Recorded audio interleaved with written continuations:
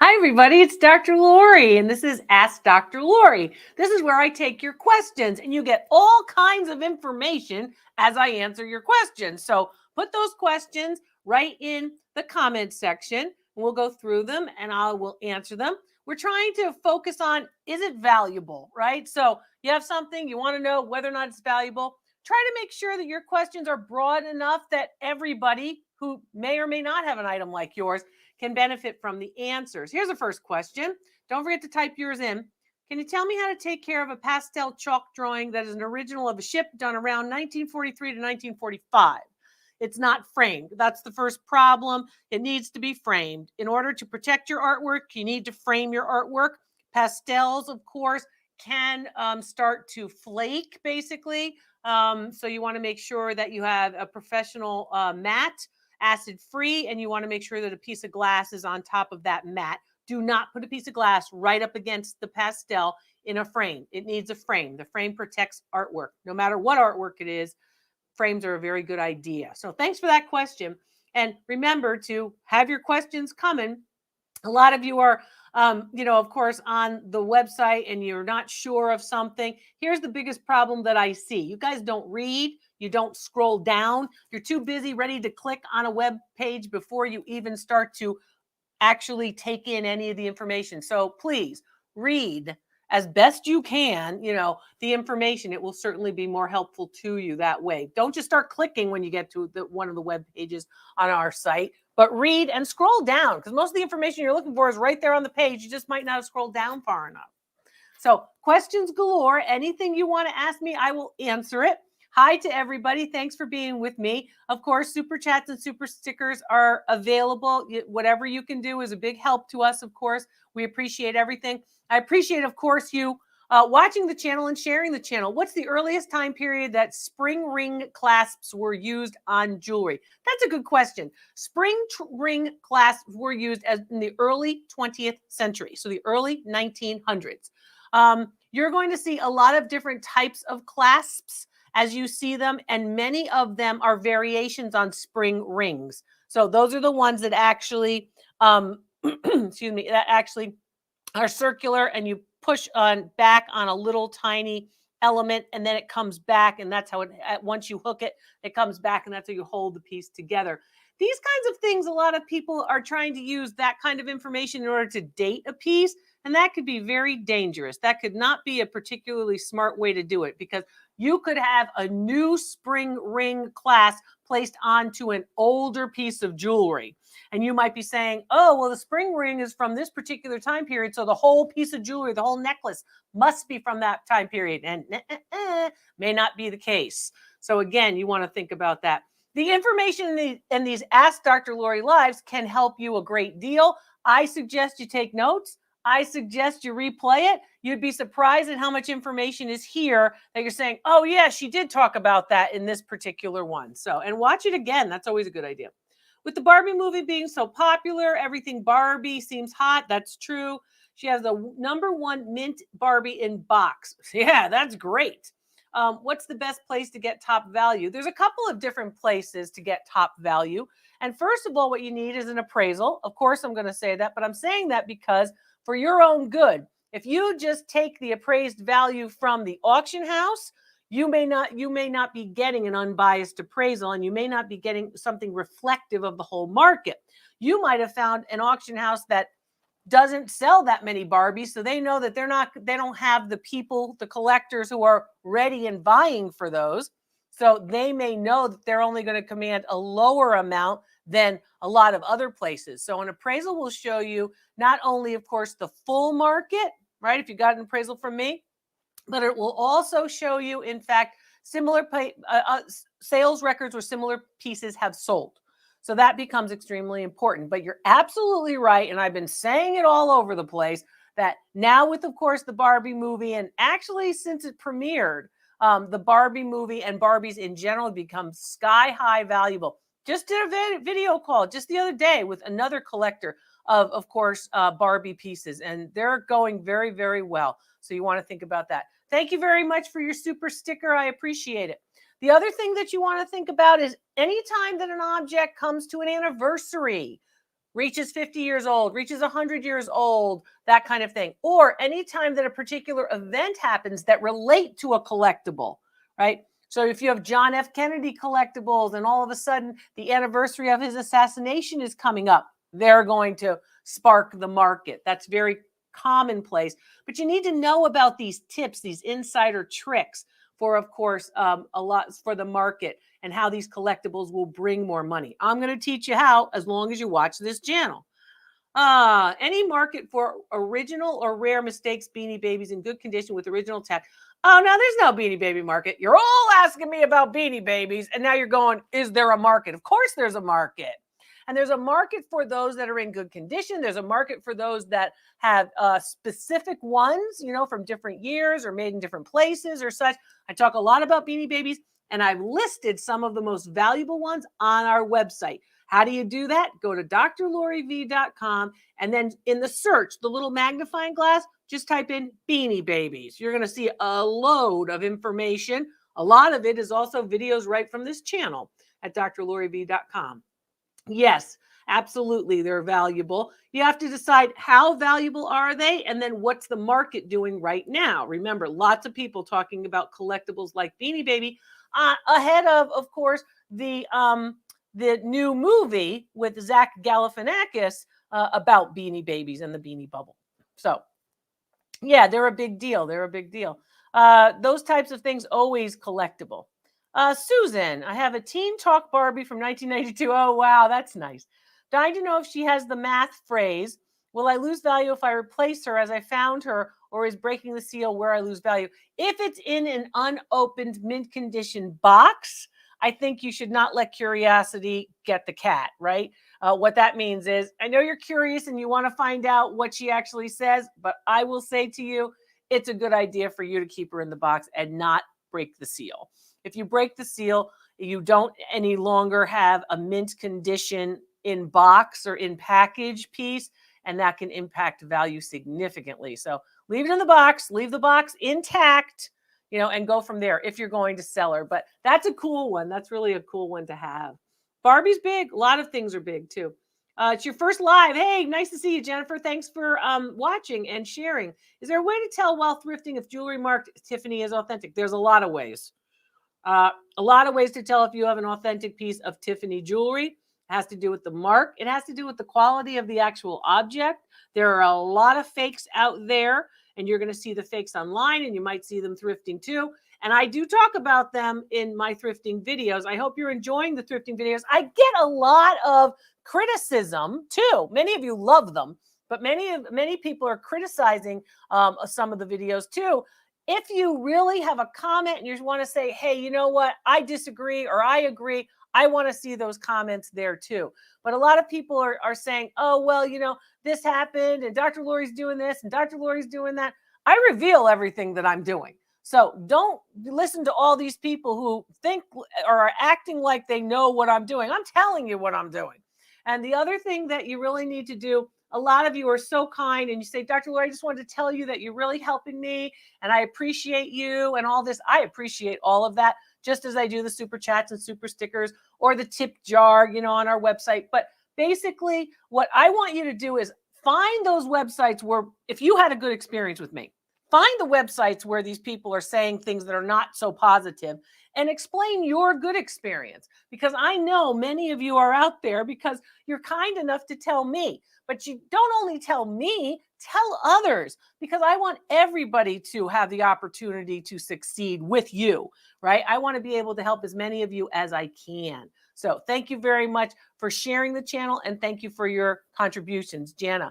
So that's what I want you really to do, especially on social media. Something positive happens, go on your own page and basically post and go, hey, this happened. Dr. Lori helped me to learn this, or this happened. I had a video call and I found out something I didn't think was valuable. Actually, Dr. Lori was able to identify for me, and so on and so forth. I've met a lot of you and it's been wonderful here through the channel as well. So there you go. My necklace is David Yurman. That's the maker. The designer is David Yurman. It was a gift from one of my lovely sisters. So they're pretty terrific. I love them a lot. It was a gift on a particular occasion. So that's the necklace, and the bracelet matches. So I was very fortunate. It was a big deal. Anyway, thank you for noticing. I do love jewelry. I love costume jewelry as well as the real stuff. Oh, the thrifting videos, my staff does a lot of work. There's no other way to put it. My staff runs as fast as I do. They do a lot of work. So getting those thrifting videos out to you, of course, is something that we've been wanting to do for a long time, and so happy to be able to do them, and so happy to give you behind the scenes that not everybody else can give you, and to actually show you what you should be looking for, just like the Real Bargains videos do it, but show you in situ or on site what that particular thrift store might offer and what you should look for and what you can pass by. But getting behind the scenes at some of those places, other people are not able to do that. I'm so happy to be able to show you really the inside scoop and tell you what's really happening behind the scenes. Is the American Girl Felicity, a retired doll, worth anything? She certainly is worth it. So is Samantha and Molly and many of them. Never Out of the Box is great.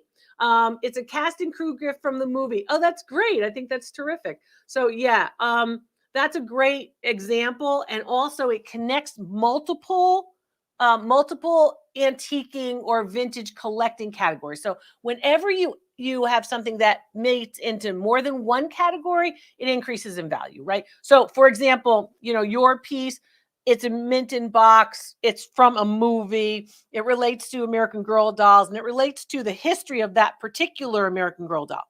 Having said that, like the Fonzie lunchbox that's here relates to the history of television, relates to the history of course, lunchboxes, relates to the 1970s. It falls into more than one category, and that spikes value. And that's what you're trying to learn and understand, in addition to me teaching you what should you look for. Should you look for a particular thermos or a particular thermos that goes along with the piece? Should you look for an Aladdin lunchbox rather than a thermos lunchbox, and so on and so forth? So, think about that whole thing when it comes into it. I'm trying to teach you as much as I can, as fast as I can. Take notes, rewatch the videos. There's a load of information in every single type of video that I put out. I'm so happy that you're loving the thrifting videos, and What's It Worth is a lot of fun too. I'm glad you've learned a lot. And the other thing is, I hope that you are applying this information, right? So you're applying it to whatever you're doing. And if you have a question, go to the website and ask me the question. I'll respond to you. The other thing that remember is you can also ask your questions, of course, here in the comments. And I always like to know where all of you are watching from, this state or that place, all over the world. I love to see that as well. This Dr. Seuss is in fact worth something. Everything is worth something. Some of the most valuable Dr. Seuss pieces are actually his original drawings. So you want to look into those. And yes, children's books in general, and I've talked about this before, can be very valuable. So if you're looking for, of course, big names in children's literature, children's books, you want to look at pieces like Dr. Seuss or Faith Ringgold's Tar Beach, or there's a list of them. There's lots of them that I talk about in the videos, which is when I say, this video right here now gave you information that you wouldn't expect in this video. Oh, she's just answering questions. I'm answering questions about what's valuable. So these videos are, of course, valuable to you, I hope. So I hope you'll watch those. Good question, though. Thanks for that question. Yeah, when you have the big name illustrators and the big name children's book authors, they're valuable. I talked about books actually on a recent television appearance about which kind of books are valuable. And also I've talked about, of course, which old books hold their value and how do you identify which ones hold their value right here on the channel. Did you know that you could search the YouTube channel? A lot of people didn't know that, and that's understandable. But at the top of the Dr. Lori V YouTube channel, there's also a search. And you can just put in whatever you're looking for. If you're looking for books, if you're looking for prints, if you're looking to find out information about jewelry, put that word in the search it, it'll search all the videos in the channel, and then you'll be able to find it. You have so much to sell. Which auction house is best, or is consignment better? It depends on the object. There are some objects that shouldn't go off at auction houses. There are some objects that shouldn't be consigned at all. There are some objects that will sell better online. What does that mean? Maybe you want to consider taking my selling class. I have a 4-part selling class. You can take any part at any time. More classes are coming up. You can register on our website. But first of all, you don't want to think that only an auction is the best way to go. You might make more money listing the pieces and selling them yourself online. Consignment shops can be terrific depending on how hard they want to work and what their clientele typically looks for.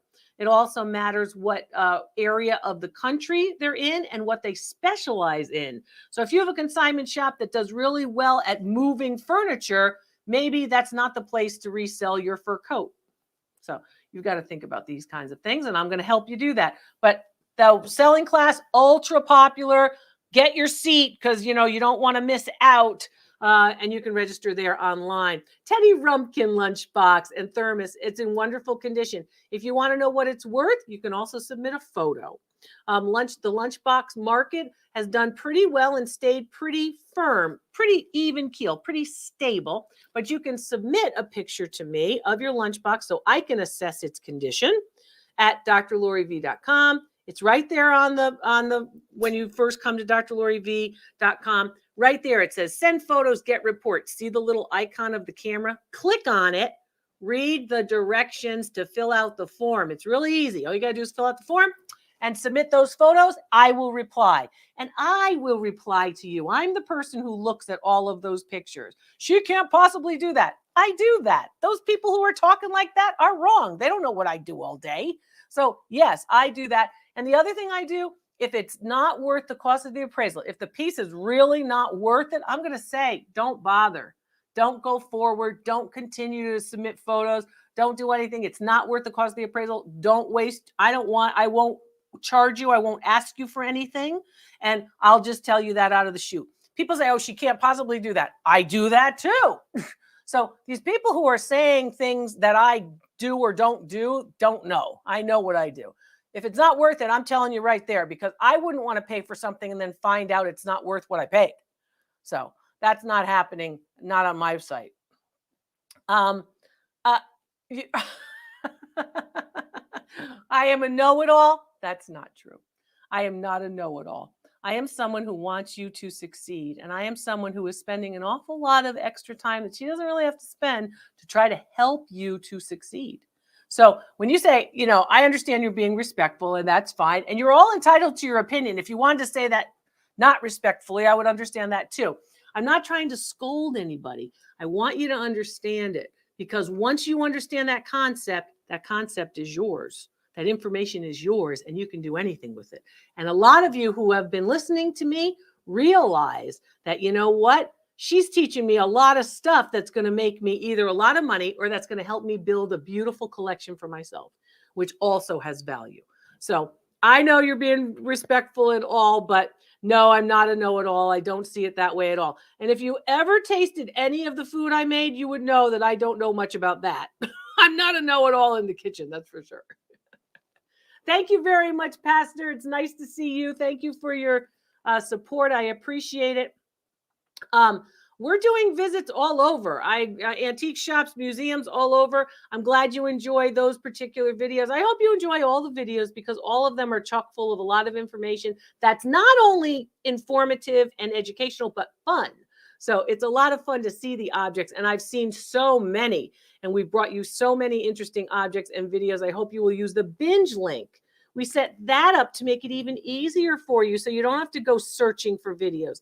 The binge link is on the specials and shop page at drloriv.com. How do you find it? Hit specials and shop when you go to the website. At the top, it's red, and all you have to do is scroll down. Look at that big binge link, and all you have to do is copy and paste, and you'll have it all the time. Bookmark it, you'll be in the same place. And then you can, of course, see all of the videos. There's so much in the videos. I don't want you to miss out, basically.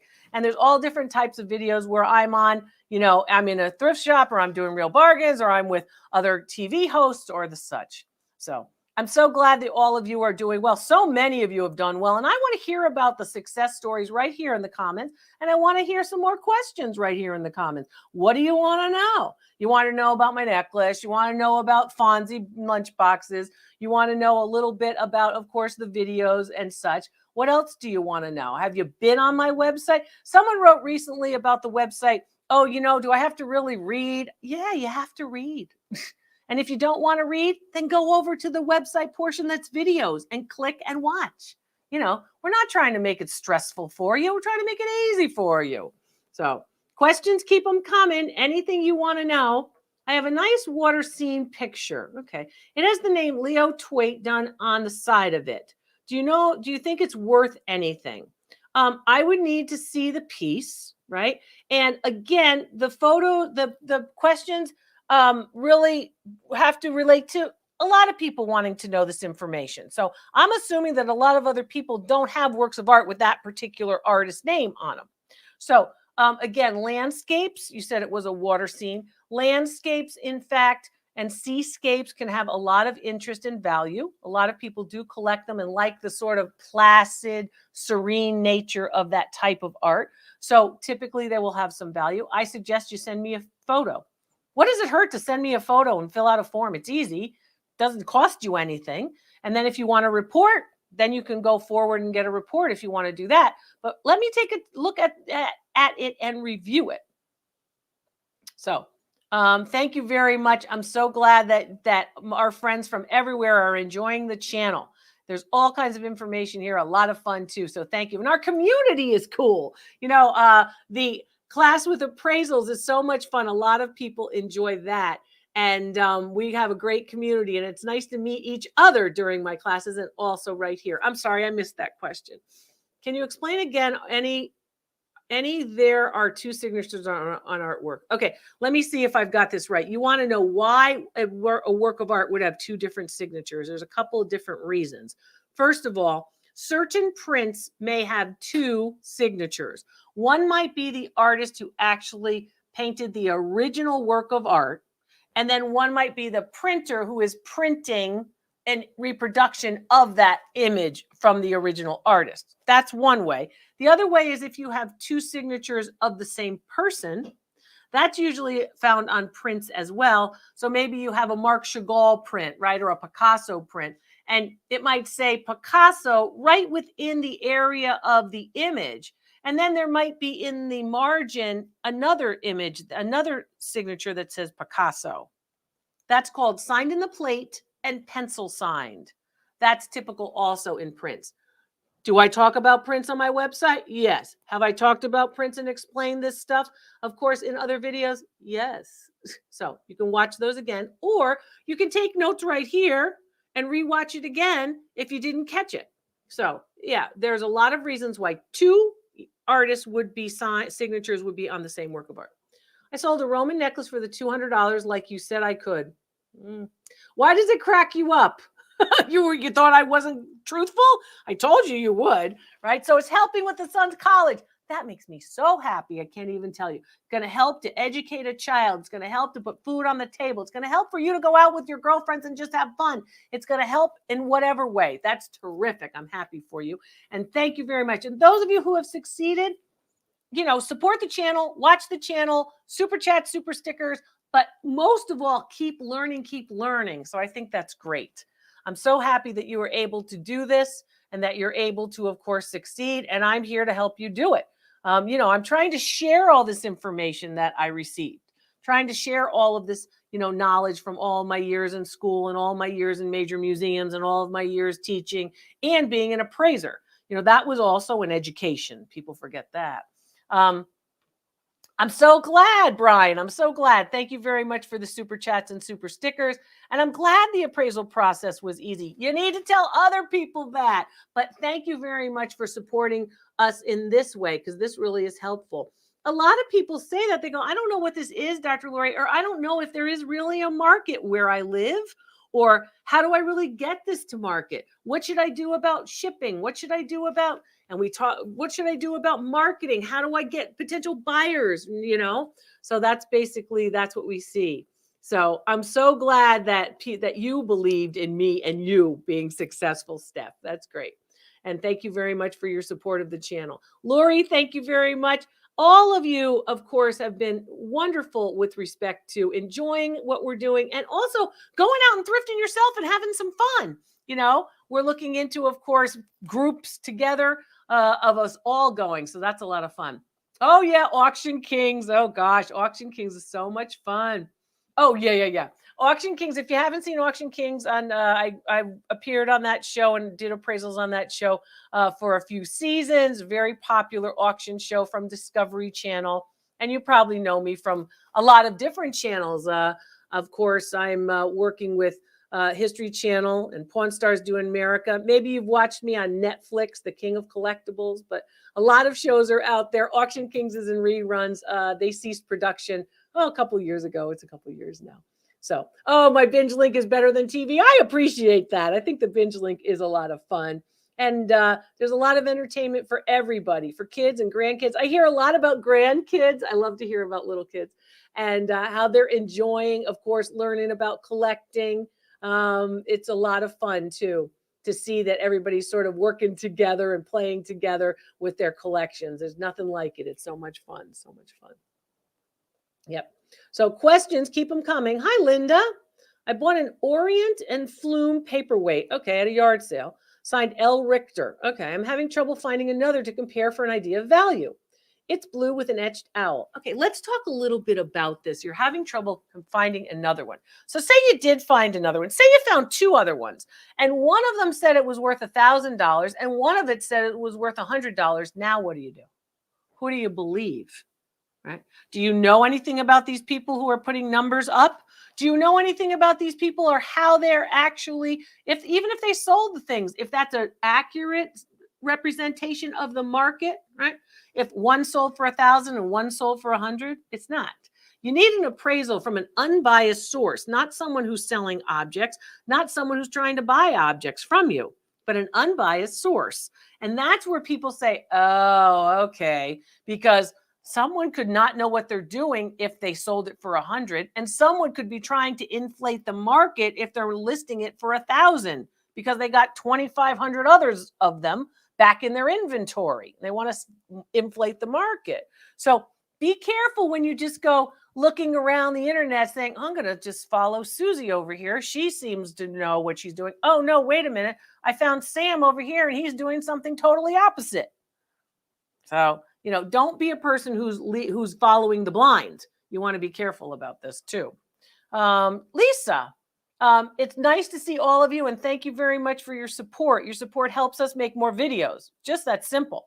It costs a lot to keep the lights on, to keep the videos going, to travel here, to do this, to do that. So we appreciate your support, watching, contributing, sharing, talking about me on social media, and sharing, of course, the web links and such. All of that helps. But when you get to the website, don't just start clicking. Read. Make sure you know what you're clicking on and read before you go. And if you don't feel like reading, as I said, there's lots of video content as well. We made it easy for you. Will the Christmas tree shops items be collected now that they're all closed? That's a good question. The inventory there is largely reproduction stuff. I don't think a lot of it's one of a kind. So there's still a big amount of that stuff in the market.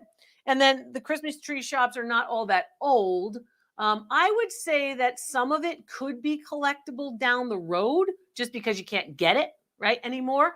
But I wouldn't think that just because it was sold in the Christmas tree shops, it's going to be, highly collectible. So, it's a sort of a yes and no answer. Some of it I think will be, but I don't think it's just only because they're closed. Has to go about quality. The best items and the best collectibles are high in quality. This is why I always say, look at this. This is how you tell. Look at that seam. Understand what the materials are. Look at the back. Look at the frame. All of this stuff, because it's really the quality that you're trying to identify. So Janine has a first edition. Look out for Pirates under the Dr. Seuss series. It's 1960s-ish. Is it worth anything? All right, let me ask you a couple questions. Is it signed? What kind of condition is it in? Are you sure it's a first edition? Who published it? And what is the date? Not 1960-ish. When in 1960, right? That might be the difference between a 70-year-old and a 50-year-old, right? So think about that in terms of all of this. But all those questions are very important. People just discount them. Is there any writing in the book? Did a kid come through it with crayons? This kind of stuff. So I need you to have all that information as well, because you just go, is it valuable at all? Everything has value. Everything. It just depends on, does that object have enough value to warrant your time to research it, to get an appraisal, and to, of course, list it and to then resell it? Or does it have enough value that it should be included in your collection? I hope this is all helping, right? Recommend pocket price guides to take when thrifting. Never. They're obsolete once they're published. Pocket price guides are useless. And the people who are on the phones, oh, look, I saw this on eBay. I'm in the thrift shop, and here I am on eBay, and I found another one selling for this. That's, again, who knows what that person who listed it, whether they're correct or not. That's not a good indicator of the whole market. That's one particular person in one particular place who may or may not have as much expertise in this as you or anybody else. So no, pocket guides are useless. The antique price guides, those people are just trying to resell books. They've been doing that for a long time. So I'm not a big advocate of that. My opinion on that is you need to know the market today, because what happens is, in you looking at old auction records or you searching through old records, those records are obsolete the next day. There are some people who will spend a whole lot of money on something that may not be all that valuable. So, and the reason for that is they may just want it. They may want it for sentimental value or for whatever. They may just have deep pockets and they just want to waste money. They just want it and that's it, and they'll pay any price. So you want to be careful of that too. Is a full set and serving pieces of Rosenthal Bountiful Wheat Gold trim china worth money? Yes, it is. So now you have to say, which serving pieces do you have? What's a full set? Do you have a service for 8, a service for 10, a service for 12? That's the other question. What kind of condition is it in? Does it have the same marks, right? Do all of the pieces have the same marks on the backside, or were they collected over time in the same pattern? Oh, no, Dr. Lori, I don't know all the answers. I know, this is why you have me. So basically, yes, it's going to be worth something, but in terms of how much money it's going to be worth, that's going to be the appraisal part. Because an appraisal is not just about value. An appraisal is a correct identification based on, of course, education and experience in a particular category of objects, right? From an expert who doesn't have a vested interest in your object. Because someone who wants to buy that from you is probably not going to give you the proper appraised value. They'll probably tell you it's worth less, so they can make you a purchase offer that's less, so you sell it less than what it's really worth. Susan, should I set up my Barbies for individual values, or can you give a value for the lot? The way video calls work is, if you did a 30-minute video call and you want multiple items to be, of course, evaluated, I evaluate each one individually. Because if I just said, oh, the whole lot is this, you would be losing individual value. So video calls with me, you can book them on the website, have everything laid out beforehand. And I always say have it measured beforehand, because if you're organized, I'm fast. And if I'm fast, you're getting more pieces appraised during that 30-minute call. And that means you're getting more for your money. So that's what you need to do. So no, I would not do it that way. It has to be done individually. You have an opportunity to buy an unused service for $18 to buy and resell. It depends. As I said, I have to know what kind of marks they are. Is there a picture you could show me that you have this opportunity? You could submit that to the website. So you know what you would be doing. People go, well, I have an opportunity to buy it so I can resell it. Is it going to be worth it? That's a very good question. I can answer that, but I need to see it. Okay, that's terrific. Wendy, do you know that surfer in the painting behind you? Also, is it supposed to be around the U.S. Pacific coast? Looks like California. Actually, this particular piece, I believe, is near New York. This particular piece is painted by an artist named Frank Lind, who was the longtime dean and art professor at the Pratt Institute, the largest art school in the United States. And he did a lot of seascapes near his New York City home. And so, of course, I believe that this is not, in fact, California. I believe that this particular surfer by Frank Lind, and you could see his works on his website, which is Frank Lind online. This particular piece, I believe, is not actually Pacific, but actually Atlantic. So, But interesting. The colors, of course, tell you that. It's interesting. Seascapes are very, very difficult to paint because you have to capture the moment in time as well as the movement of the waves simultaneously. What seascape artists do is really magical, very amazing. I think he's a great painter. Is a print marked AP more desirable than PP? Yes, an artist proof is more desirable than a printer's proof. Did you know that there are web pages about all of this and how to explain all of those marks? Do you know what HC means on a print? Well, if you don't, I'm telling you on my website, just go there, go to the search area and just put in prints. And it's going to say, you know, the marks that you were looking for on prints. But printer's proofs are not usually as valuable as artist proofs.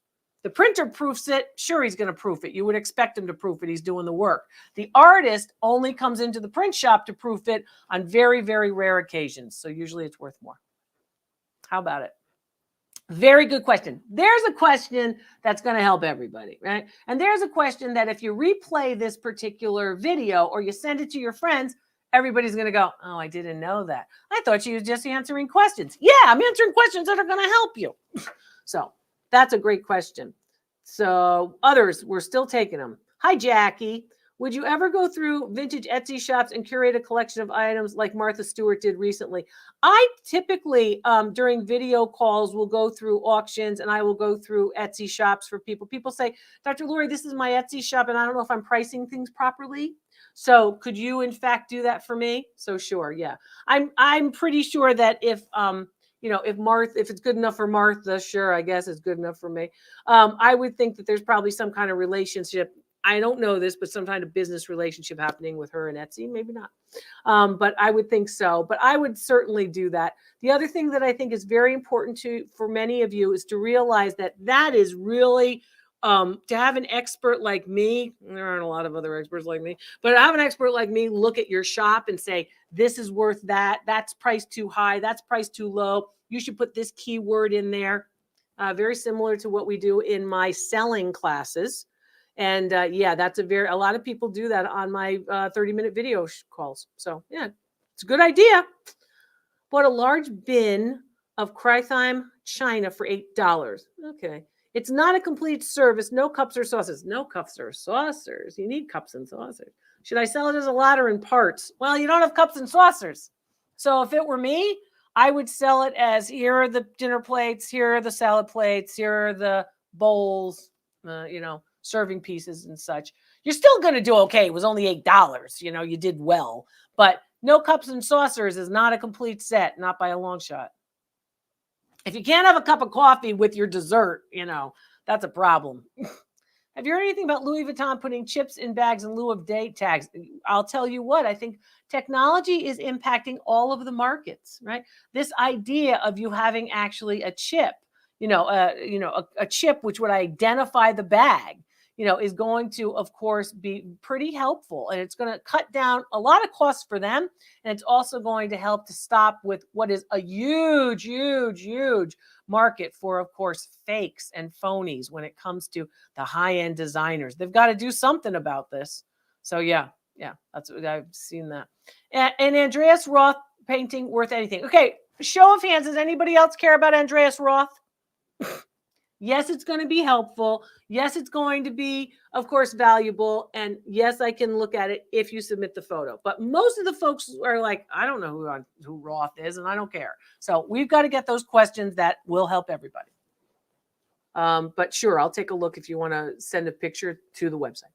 You were lucky to find an artist proof for $6 at Value Village. Sell it through a gallery for $600. Yeah. I had to send it more than halfway across Canada. Yeah, but okay, you had to send it and ship it, but you still got, I mean, the shipping is not going to be that much.